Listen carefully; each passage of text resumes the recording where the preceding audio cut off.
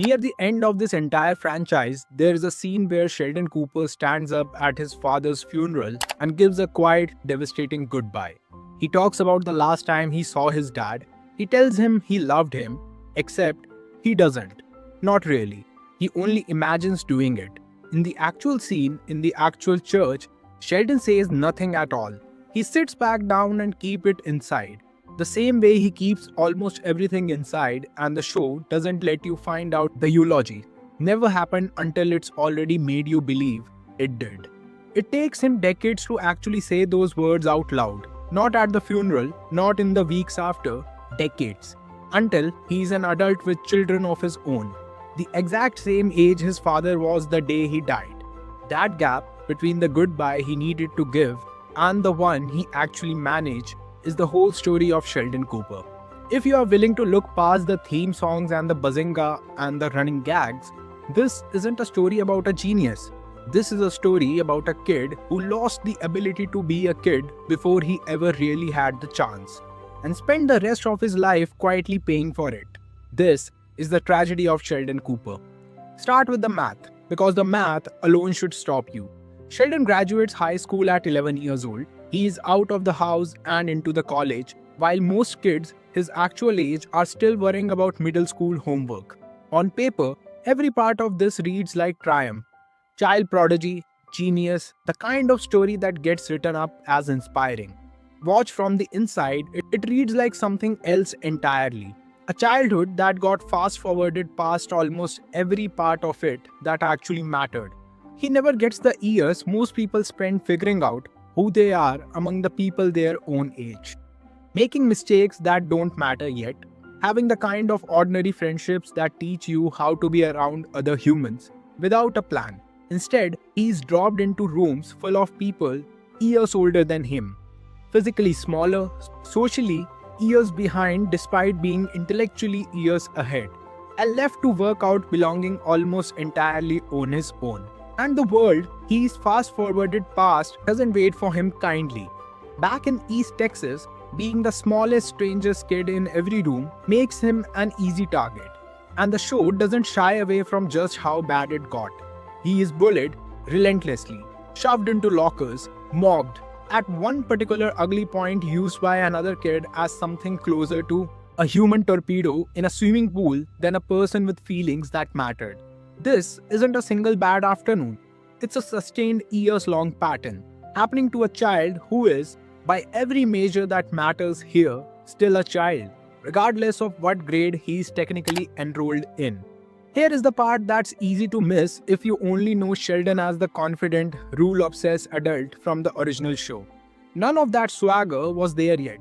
The rigid rules, the insistence on routine, the refusal to let anyone sit in his spot, all of it reads a lot less like a eccentricity and a lot more like a coping strategy, built by a kid who had learned the hard way that an unpredictable world is a dangerous one, and that control over small things might be the only control he was ever going to get. He was gifted an intellect most people spend their whole lives wishing for, and the show quietly, consistently shows you the bill that came with it. No real childhood, no real peer group, and a level of isolation that most 11-year-olds never have to develop. The tools to survive. For years, long before any of us got the full story, adult Sheldon talks about his father the way you would talk about someone you never quite forgave. A drinker, a man who let the family down, someone Sheldon seems to hold at arm's length even in memory, the same way he holds most things at arm's length. And then the prequel happens, and something quietly remarkable takes place across 7 seasons. George Cooper Sr. gets rebuilt, piece by piece, into someone far more human than the flattened, resentful memory adult Sheldon carried around for decades.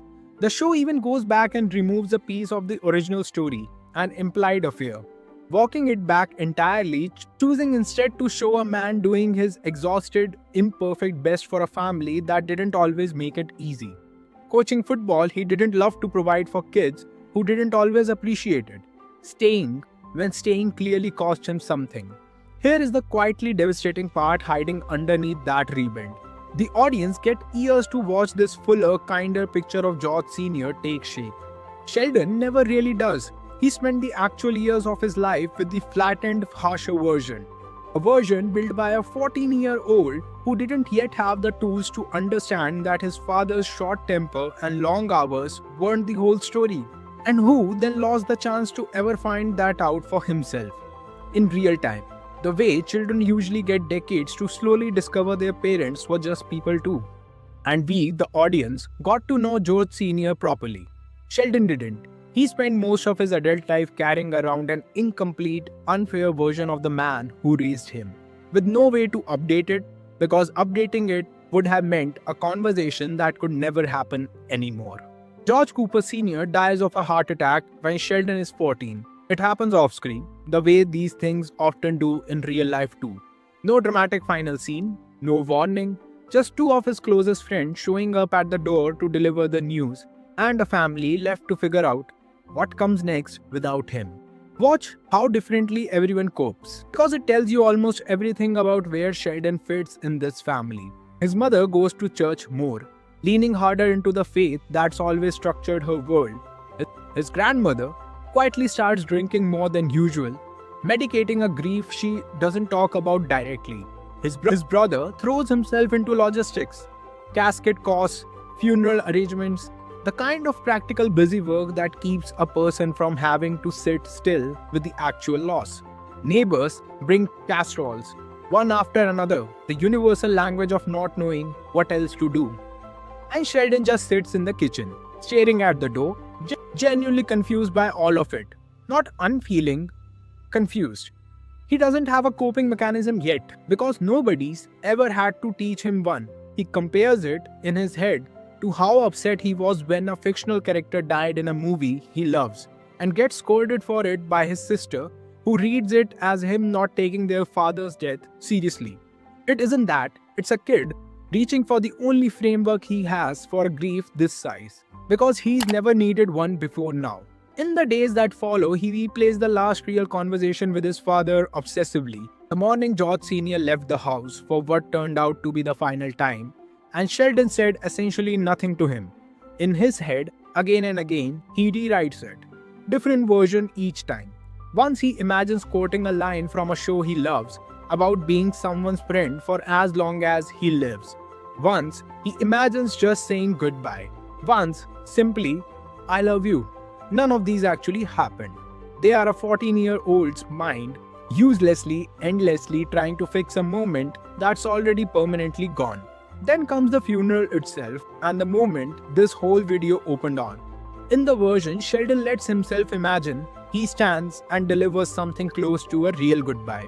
His final moments with his father, the regret of everything unsaid, love he never got to properly express. It plays like the emotional peak of the entire episode. And then the show pulls the floor out from under you. That speech never happened. Sheldon stayed in his seat. He said nothing, the same way he said nothing on the last ordinary morning of his father's life. And the pattern that's about to define the rest of his life quietly locks into a place right there, in a church. At 14 years old, when the moment matters most, Sheldon Cooper retreats into the version of himself who handled it well, instead of actually being the version who has to. That gap doesn't close quickly. It doesn't close in the next episode or the next season or anywhere close to it. It sits there, unresolved, for the better part of Sheldon's entire life. Through college at 11, through years of being the smartest, most emotionally unreachable person in every room he walks into. Through a friendship group that loves him and still can't always get past the walls. Through a relationship with Amy that takes years to earn even basic physical affection. Because vulnerability was never modeled for him as something safe to hand over to another person. Finally resolves in the quietest possible way decades later. An adult Sheldon, narrating from some point in the future, tells us he is now the same age his father was the day he died. He has children of his own, old enough himself, finally to understand that George Sr. wasn't a villain or a disappointment frozen in 14 years old harshest memory. Just a normal, tired, imperfect man who did everything he had the tools to do for his family. And only then, decades after the funeral, where he said nothing, does Sheldon finally say the words out loud that 14-year-old him couldn't manage. I loved my father. I will miss him forever. Not delivered in front of a church, not at the moment anyone else could see or respond to it, alone, in reflection decades late. Because that's apparently how long it took a boy who skipped his entire childhood to finally catch up to a feeling every other kid gets to work through in real time. With the people who actually love them standing right there. So here is the actual shape of Sheldon Cooper's tragedy. And it has nothing to do with the germs or trains or a spot on a couch. A childhood spent years ahead academically and years behind everywhere else, with no real peer group and no real space to learn how to be around other people without a rule book. A father he spent most of his life misunderstanding, with no way left to fix that once he finally started to. A single afternoon at 14 where he needed to say goodbye and physically couldn't, followed by decades spent everywhere else in his life doing the exact same thing. Retreating into the version of himself that handles things well instead of the version that actually has to feel them. And somehow out of all of that, he still gets there eventually. Late, quietly, alone, in a memory, decades after it would have mattered to anyone but him. But he gets there. Maybe that's the real tragedy and the real hope, both at once. Some people get to grieve on time, surrounded by people who catch them when it happens. Sheldon Cooper had to teach himself how to feel things nobody ever showed him how to feel, on his own schedule, decades after everyone else had already moved on, and he still eventually found his way to the words. He just had to grow old enough to become his father's age before he could finally say goodbye to him.